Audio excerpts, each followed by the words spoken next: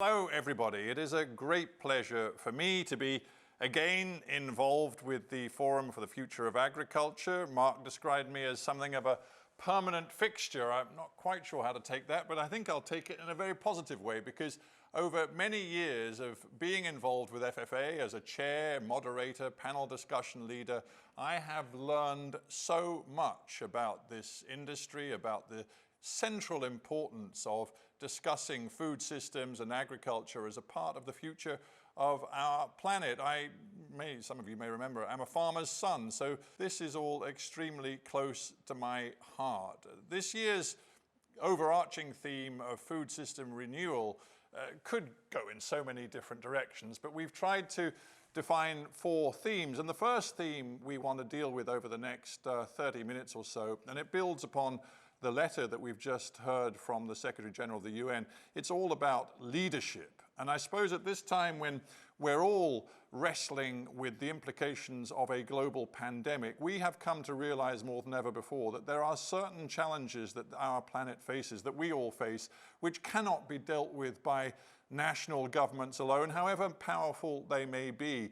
There are existential challenges which require global collaboration, cooperation, and global leadership. And my first keynote speaker today is at the heart of that question of global leadership. I'm delighted to say that we are going to be joined by the Director General of the FAO, the Food and Agriculture Organization, of course, a UN agency crucially important to the cooperative approach to farming, farm systems all over the world. He is a former Vice Minister of Agriculture in China. He brings vast experience of transforming China's agriculture to his current role at the FAO. So let's give a very warm welcome to Mr. Qu Dongyu, who is joining us from Rome. Welcome, sir.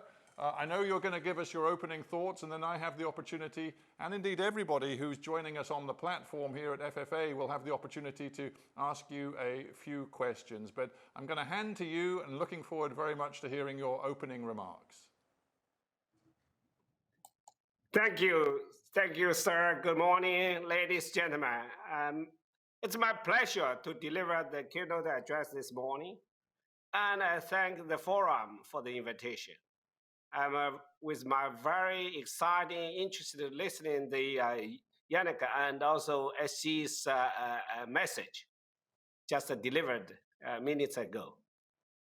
We are at a critical moment in time as we observe the convergence of the facts that, if ignored, would prevent us from the ending the global hunger and malnutrition in its all forms.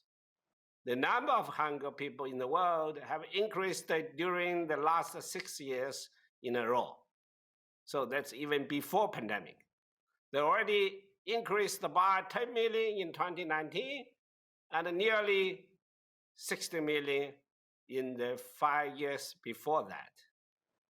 It is estimated that by the end of 2020, the COVID-19 pandemic added another 132 million to the number of the hungry people in the world.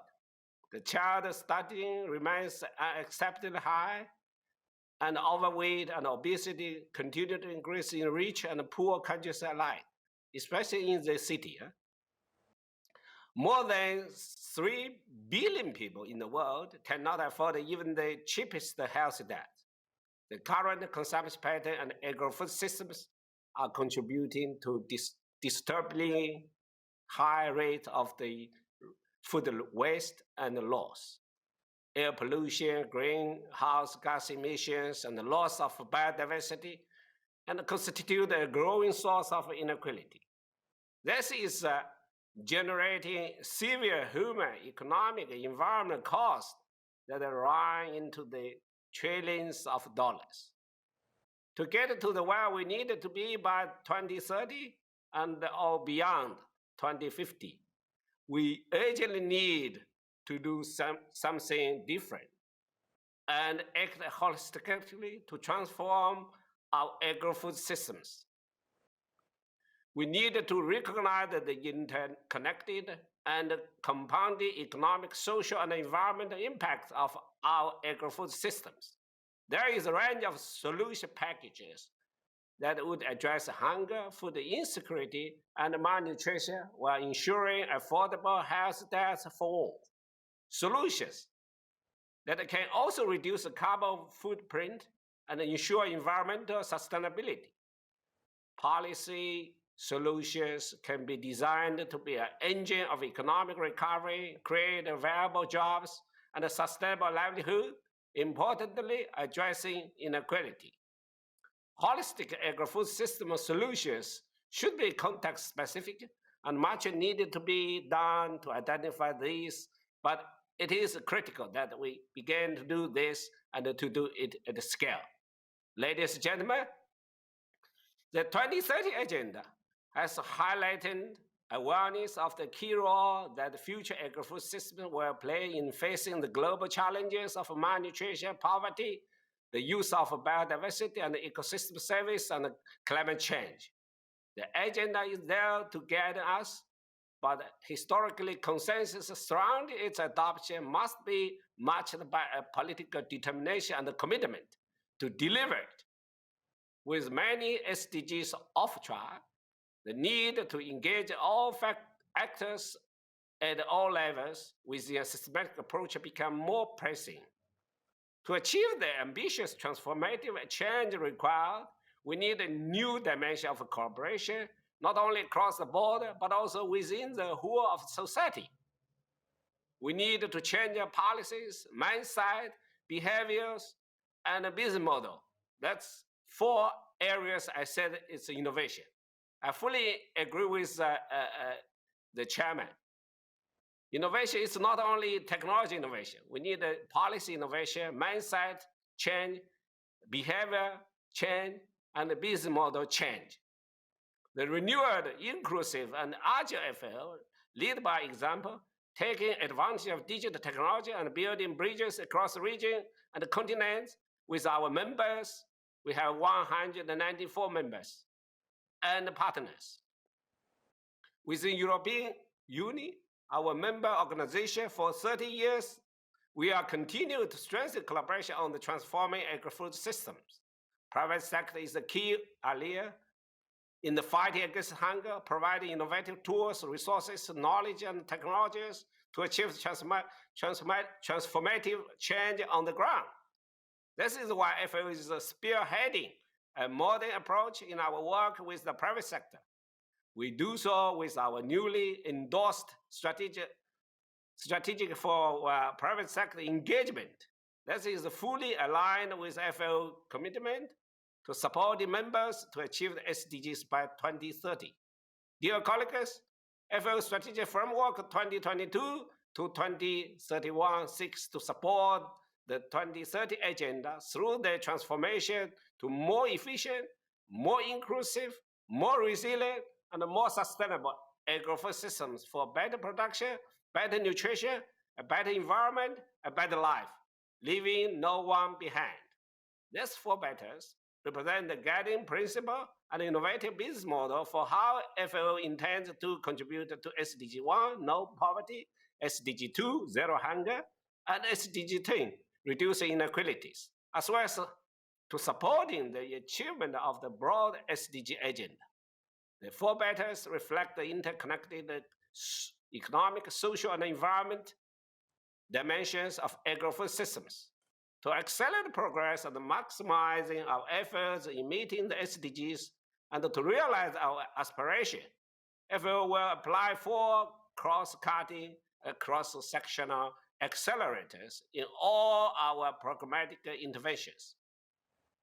These accelerators are technology, innovation, data, and complements, which is governance, human capital, and institutions. Emerging technologies are already changing the food and agriculture sector, yet most governments or agri-food systems actors have yet to harness their powerful potential.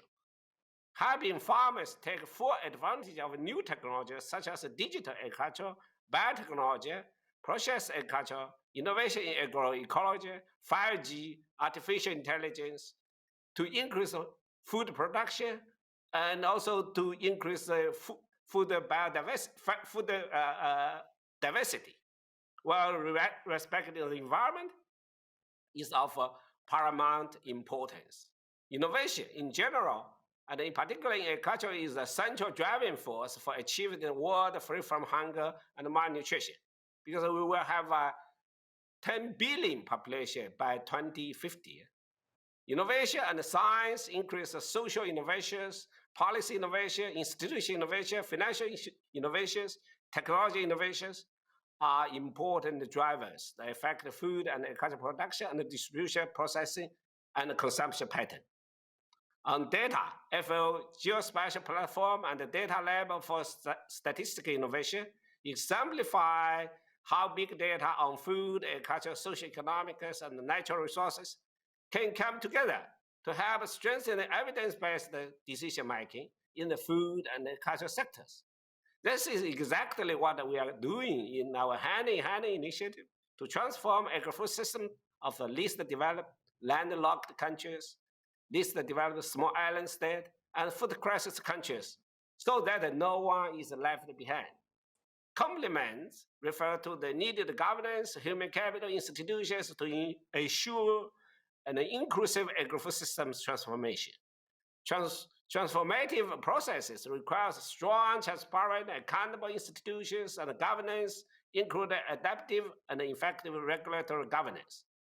As technologies revolutionize, the risk of unequal access, exclusion room, investment in human capital buildings, as well as policy and regulations to minimize such risks are indispensable.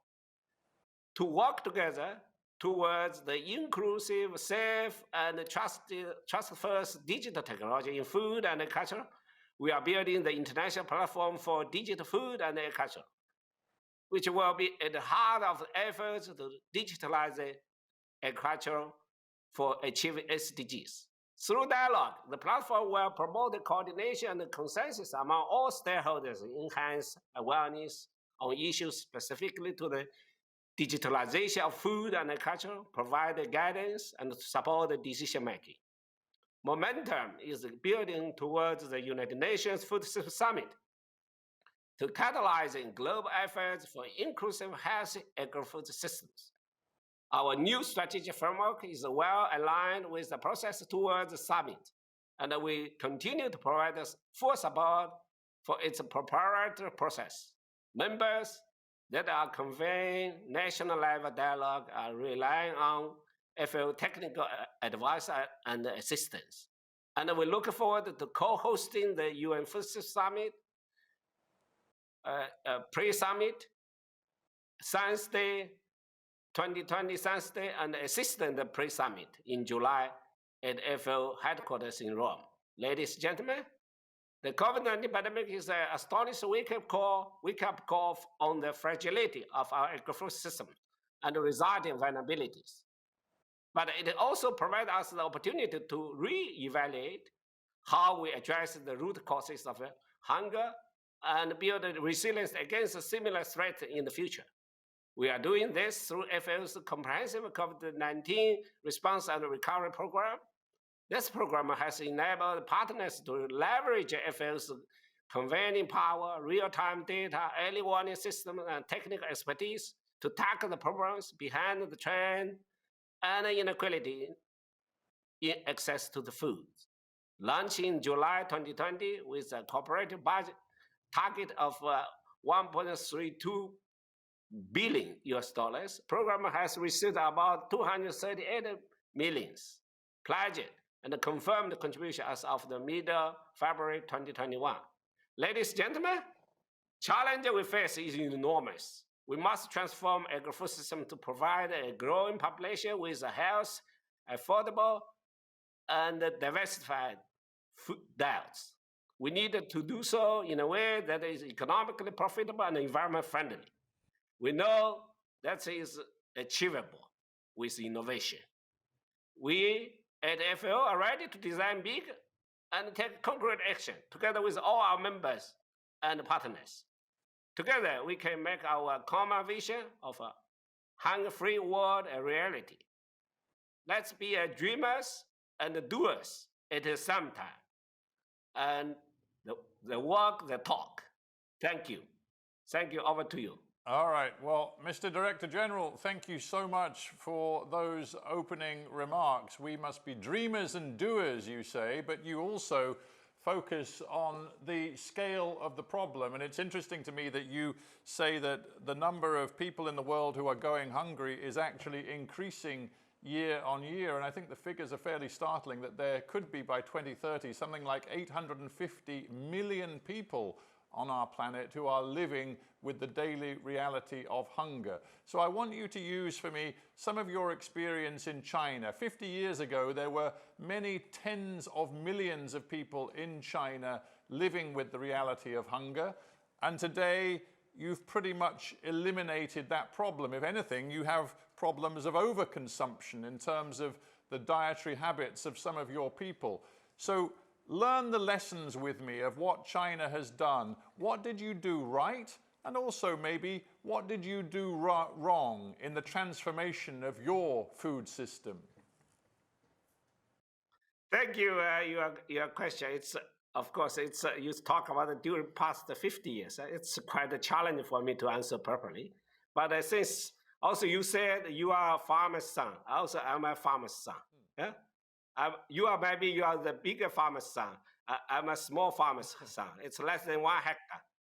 Well, I still remember. My dad's farm was a little bigger. It wasn't very big, but it was let's say more like 60 or 70 hectares. So that makes a big difference. You know why I ask you? Because I know in the world, 84% of our smallholder farmers less than 3 hectares in one family. Normally, we talk about the 4 people. But I come from 8 people family with less than 1 hectare. That time, you can imagine how harsh.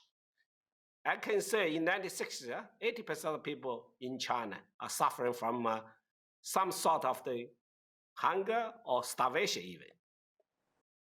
And lesson learning, I think we have a lot of review and also to what the lesson we can learn. But first, I think experience what we can share with you first is we need the enabling policy. During past 50 years or 60 years or even 70 years, if you have not the proper enabling policy to support agriculture and food, that will be big difference results. That's also we have a lot of lesson learning in China, in different provinces, and even as a national policy. So thanks to the open policy now, and all since 50 years ago. So first, their policy support innovation, because we have very limited land. That time when I was a child, it's about 1 billion. And the land is there. But how to improve efficiency of land without environment negative impact? Only the solution is innovation, technology innovation we start. Yeah, and also with policy innovation. That's 2 innovation. And you can see I'm from the Hunan, it's very south. And thanks to the hybrid rice, which without any additional input of chemicals and others, and you can increase 30 to 50% of a year. So the Professor Yuan Longbin it's our God. You know, when I was a child, we had enough rice. Yeah, first. And then second, I think, is investment. You need a strong political commitment to really help the farmers, especially smallholder farmers. Because in China, 94 or 95% of farmers are smallholder farmers, less than 1 hectare, not internationally 3 hectare. So you need investment for the irrigation system, for the road, for the soil improvement, for you name it. And also, you see, my hometown is about 1,600 millimeter water rainfall. But during summer, about 30 to 50 days, no rain. And then you have no second season if you don't have a reservoir, small reservoir. You have enough water in a year, but you don't have adequate water for next season. So you need a small investment on that. for the reservoir to collect the flooding for the further use. So investment on the infrastructure, not only a big investment, and also you need others. And last but not least, also you have to training the farmers to get adequate training on the technology, on the marketing information. And now during past 10 years, it's completely different because Chinese farmers, they can access to the market by e-commerce. Every village get the broadband. It's a 4G. Right. So that's thanks to the investment. So I think the lesson learning and experience, it's two sides of the coin. You correct your mistake, and then you build up your experience. So I think that's 4 aspects. In short, enabling policy, innovation, and investment, and the capacity building or farmers training, technology transfer. That's the 4 aspects I really benefit. And that's why also I encourage all the members, also in Europe. I visit so many countryside here before I come Rome. Also, you need that's 4 aspects. Mr. Director General, I'm going to stop you there. That's a fascinating answer, and I'm glad you told us about your own personal experience. And what you seem to be saying is that ultimately, we're all in this together. And in the Chinese example, from the very top of the party leadership in Beijing to the smallest farmer on his small holding out in the countryside, to the scientists, to the technologists, to the policymakers at every level, everybody has to be coordinated together to make this food system work. And I get that. Now I want you to address a different form of this idea of us all being in this together. You sit in Rome now as the head of a very important global agency, the Food and Agriculture Organization. You are in a very good position to judge whether the world right now has the kind of leadership which is capable of moving beyond, let us call them, national tensions. And we don't need to go into detail, but we know there are plenty of national and international tensions across the planet right now. Do we have the kind of leadership which is able to work together in a truly collaborative, cooperative way to address the global food system challenge? Be honest with me. As you sit there in Rome, do you really see the sort of collaboration and cooperation we need? Yeah, I would say I'm optimistic. That's why I can grow up from a small fry in the small village, a remote village in China to come to Rome. So people should be having hope, from internal hope. And also you get external support. And that's 2 aspects. So I think thanks for that. Thanks for God. You said that. And now the SG, Secretary General, Mr. Guterres, 2 years ago, he is planning to have a convene the UN Food System Summit. It's indicate it's a political commitment and it's leadership addressing the agri-food systems. I said agri-food system because every food, every animal from land. Sometimes I say you have from a grain deal from fork to the from the farmers to the fork, But I said from tillage to the table, from mati to the mouth, from boat to the bowl, Because agriculture is covered fishery, covered the forest. So everything comes from matter, from soil, from tillage. We need all different levels political commitment. And the leadership started with the UN multilateralism, and also we appreciate the collaboration with the EU here, all the commissions related, not only Commission Agriculture and Rural Affairs and others, development, you name it.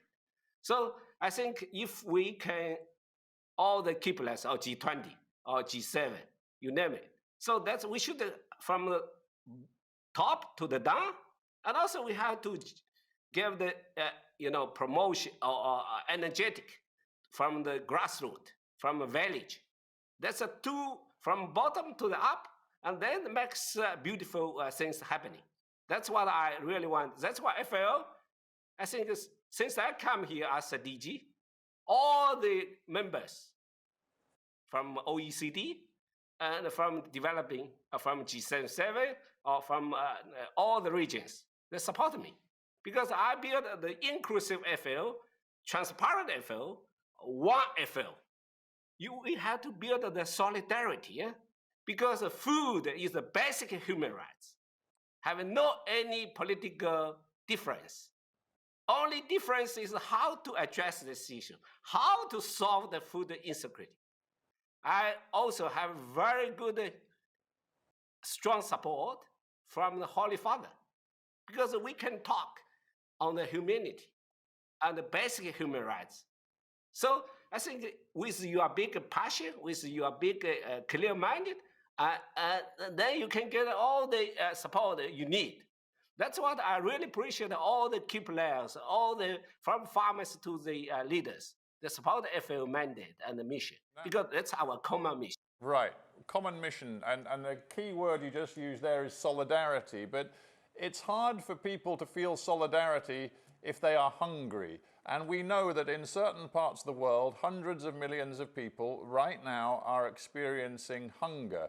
And when they hear discussions like this one today at FFA, which focus very much on sustainability, on changing land management systems to ensure the planet is protected, they might be saying, well, all of that is fine, and you guys can afford to talk about all of that sustainability stuff because your bellies are full. You are not hungry.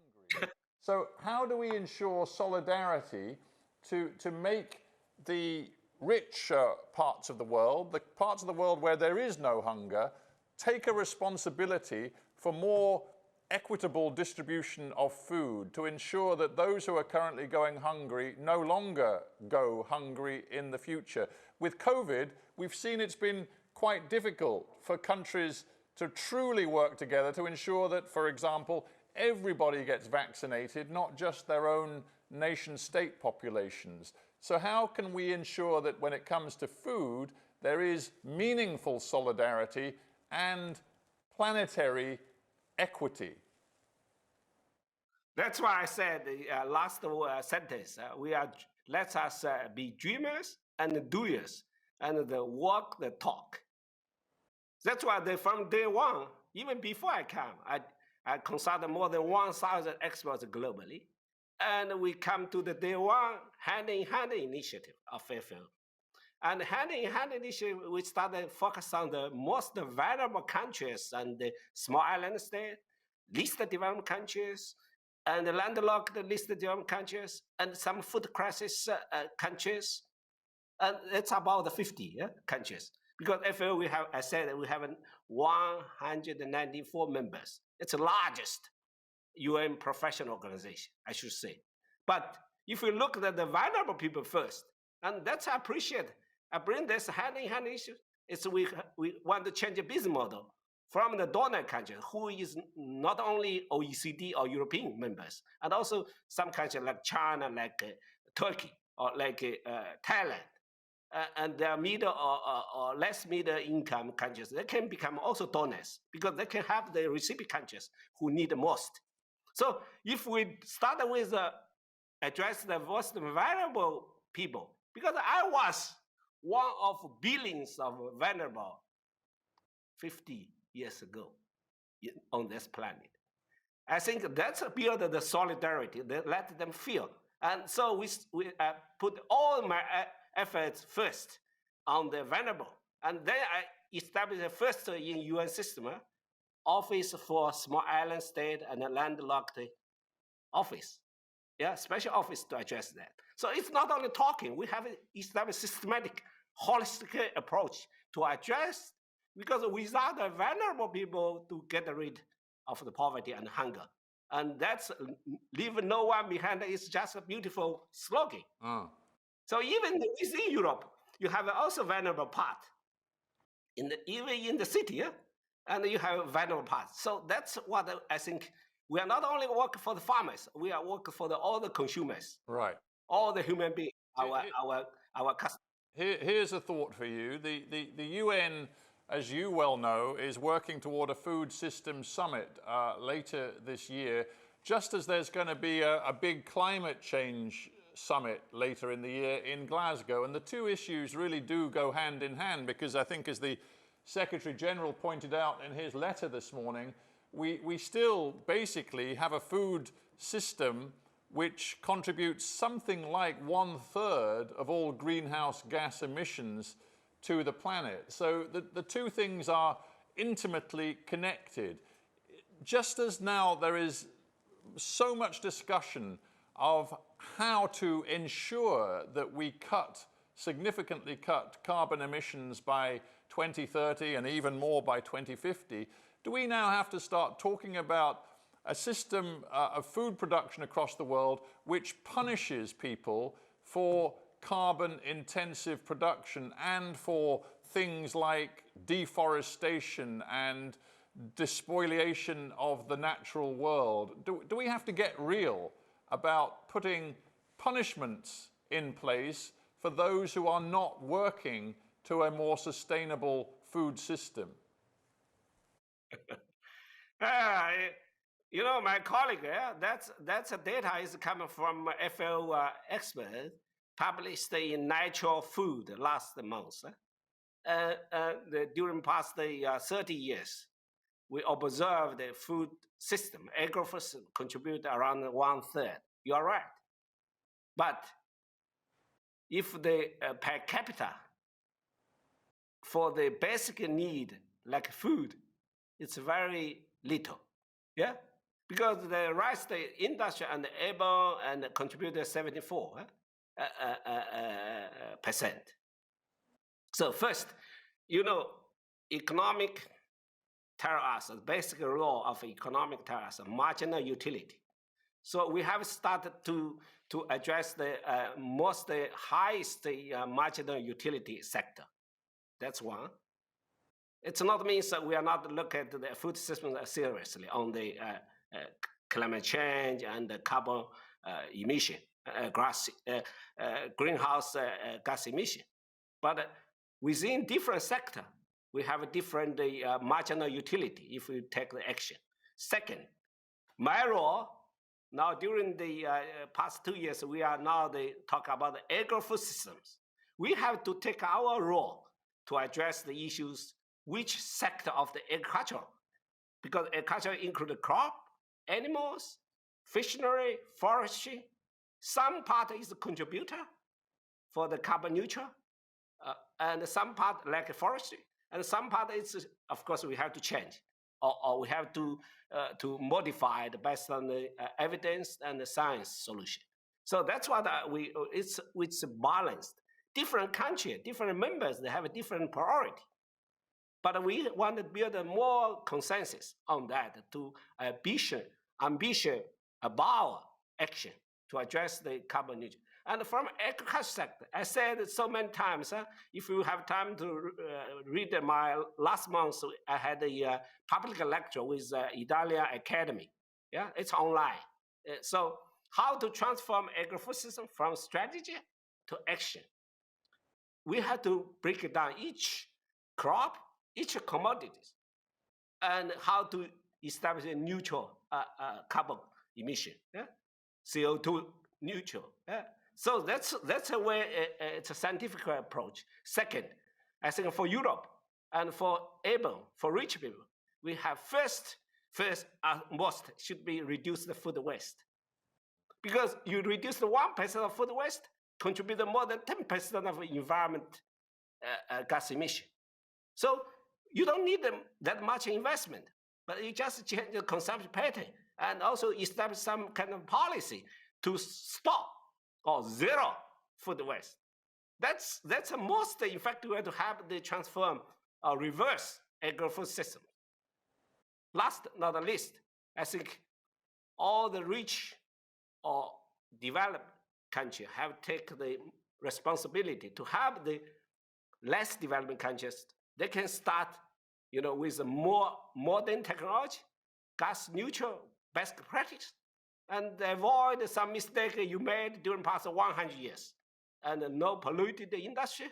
What else? So that's That we share the human, our common fortune, our share the small planet we have.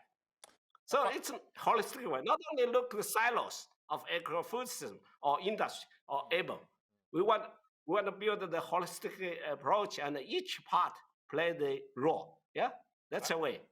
Thank you. Yeah, Director General, we're almost out of time. I just want to ask you one last question. I think it would only be right for us to reflect on the global pandemic that we have all lived through. And I don't want to get into a discussion of where it started or precisely how it started, but I think the message of the pandemic is clear that as our world population rises and the pressures on the environment also increase and our relationship with the natural world becomes ever more complex, there is a real danger that we are going to see more pandemics, more transference of disease from the natural world to the human population. I just wonder whether you've learned lessons and can tell us how you believe that we human beings can build more resilient food systems to cope with, let us face it, the reality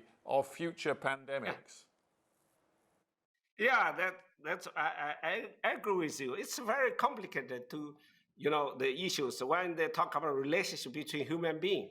We are basically biologically. I'm a biologist. I'm a geneticist. If you look at the evolution of the human being, we are basically an animal. We are mama family. So once you made the mistake, don't blame animal. We are intelligent mama animal. So we have to prevent, we have to address the issues, how to stop your behavior is not so properly, and how to take serious action to protect the biodiversity, environment issues, and said improve the efficiency. You can use the less land, less water, produce enough food, and you reduce the food waste. And the lesson learned in pandemic, I think first, we have to respect science. Because science is, let science speak first. Second, effective governance. No matter your big or small countries, or even your community, or if, like FAO, the day one, I took it very serious. I asked my DDG, Lohan Thomas, to coordinate crisis management team, look at all the issues. So we started preparing the issue. We respect science because we are scientists. Yeah. So I think let science speak first, effective governance, and third, be prepared ourselves, also based on science and the policy, because we are more and more have those kind of, because it's possible, right? Because more and more advanced the science, you will find the problem. And 200 years ago, people, when you die, you didn't know you are suffering from cancer because you didn't know the cancer. But now the science tell you that's some kind of specific cancer. So any virus, any fungus, any bacteria will be infect our life, and from production, from environment, from food, and from the health issues. That's our small village. Yeah, we are really small village now.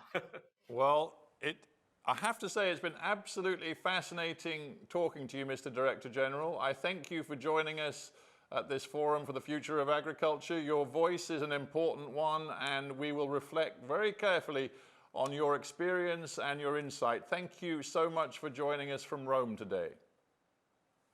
It's my pleasure. I needed your support. Yeah? I said food and agriculture organization is to address the basic human rights. Yeah, that's if without the food, without the human being. Well, that's absolutely true. So, ladies and gentlemen, there we have it, Mr. Qu Dongyu there, who is, I think, you'll all agree, an incredibly important voice to hear at this beginning of a day of discussion on food system renewal, because he raised so many issues there, not just from his own personal experience. And it was fascinating to hear his beginnings on a very tiny smallholding farm in China. So he brought the personal experience of what China has done in terms of its own food production transformation. But now, of course, he speaks as one of those key global leadership voices trying to ensure that there is a collaborative, cooperative approach to the future of our global food system. He obviously, professionally, has to sound optimistic that the world can be brought together and work together on some of these issues. But Mark, I think it's fair to say, as you said earlier, these are extraordinarily big challenges, and it is important, but it's also quite hard sometimes to remain optimistic. Well, quite right, Stephen. I mean, we've seen these interventions down the years at the forum, and I have to say, I think from my perspective, that was one of the most impressive and compelling and upbeat messages that we've heard at the beginning of one of these conferences. Hard not to be inspired by it. As you say, there's something of a translation between the optimistic message and making sure that happens on the ground. But certainly his enthusiasm and optimism was certainly infectious. And I'll tell you what, you know, I in my day job on the BBC Hard Talk show, I talk to a lot of people in positions like his, you know, global leadership positions. Sometimes they're really rather bland and anodyne and don't say very much. But I did think that that was an extremely engaging and personal performance, and it gives you hope that this year of Food Systems Summit, big UN declarations and rhetoric might just be more than the usual talk.